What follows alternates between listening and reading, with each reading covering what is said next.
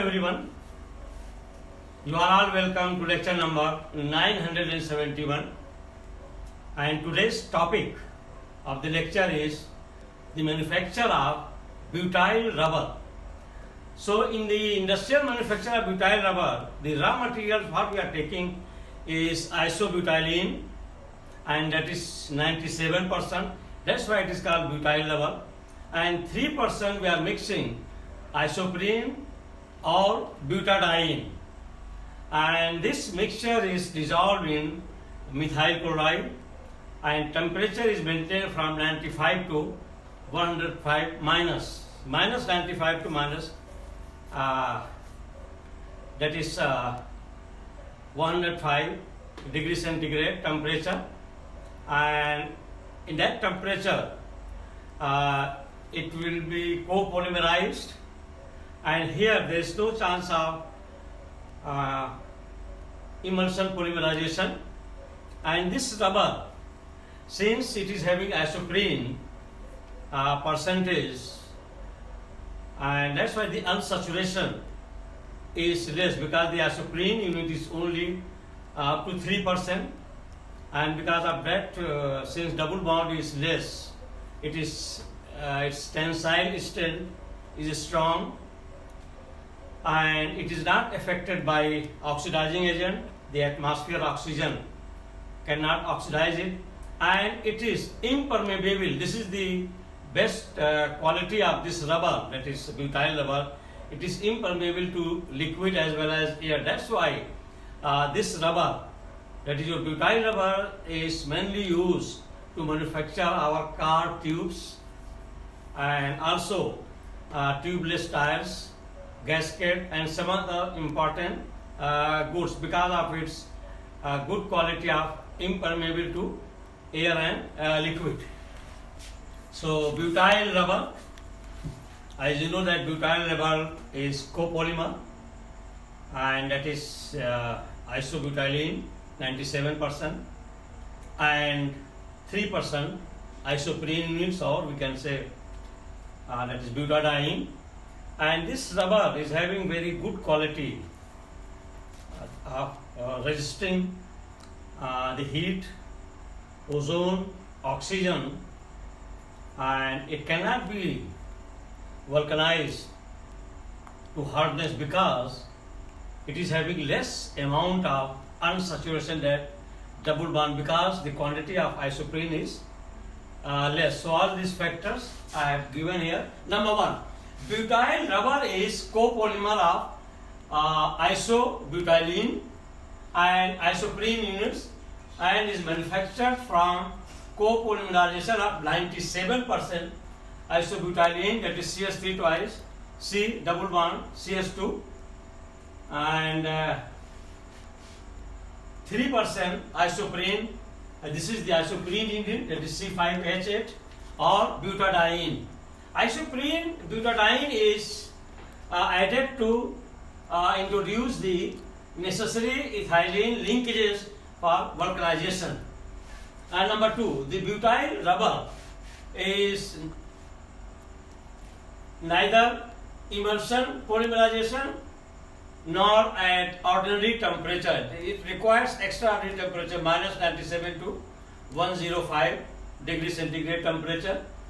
No usual catalyst is used in its manufacture. The monomers are dissolved in methyl chloride, and the reaction is allowed to take place in presence of catalyst between minus 95 degrees centigrade to minus 105 degrees centigrade, and due to small proportion of isoprene units, the percentage of carbon-carbon double bond is very little, that is unsaturation is very little in butyl rubber. The arrangement of these monomers in the chain of polymer is regular, hence interchain forces are high. As a result, the tensile strength is also high.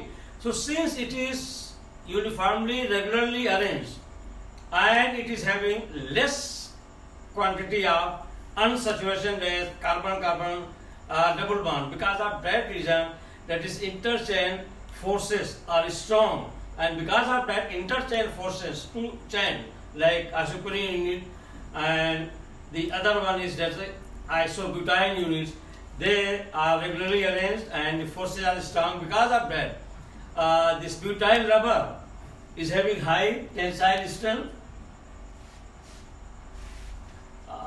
because of the high, as a result the tensile strength is also high because of low degree of unsaturation.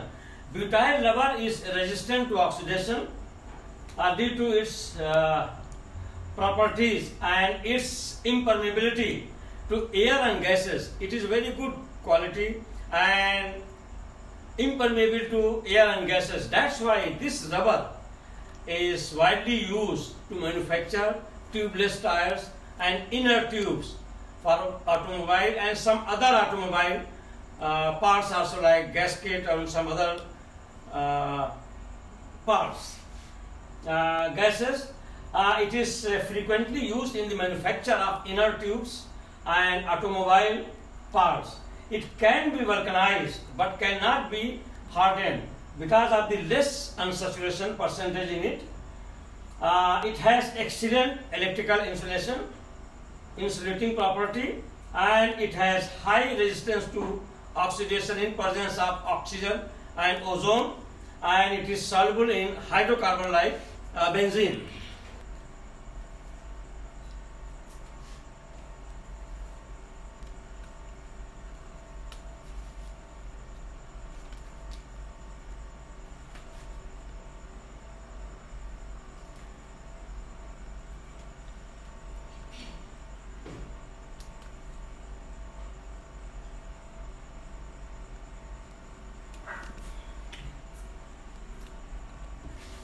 So next one is, that is the manufacture of thiopol rubber, and thiopol rubber is manufactured by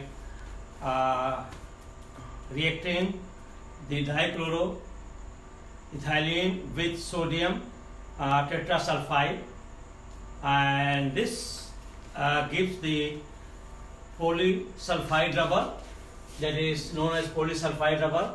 So thiopol is the condensation polymer which is obtained by the reaction between sodium tetrasulfide and ethylene chloride, and this reaction results in a bond being formed between the sulfur and carbon atoms.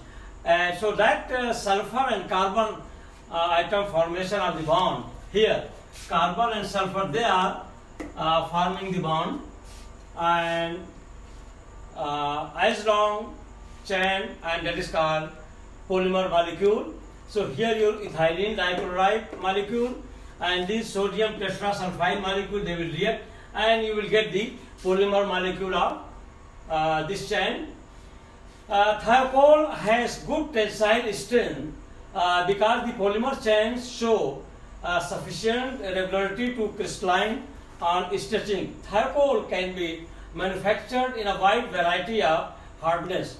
Vulcanization of polymer is not carried out with sulfur because polymer chain is not unsaturated and sulfur will not react with polymer unless there is unsaturation. I mean, only then we can polymerize, vulcanize with sulfur. Hence, it is not hard rubber for the vulcanization. Active metal oxide like zinc oxide are used. Sulfur has the ability to react with zinc oxide, and as a result interlinks the chain into a network. Chemically, they are most oil resistant and unaffected by sunlight. Thiopol rubbers have poor physical properties such as poor strength and poor abrasion resistance. Thiopols are mainly used for seals, gaskets, and it is also used as a solid propellant fuel for the rocket motors.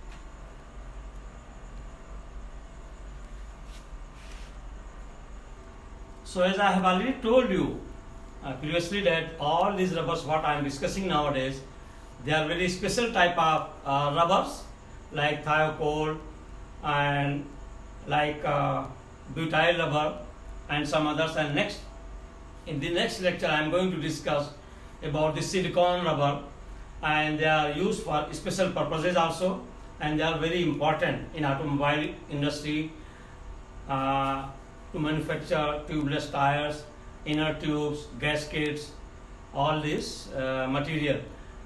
So once again, thank you very much for watching the lecture.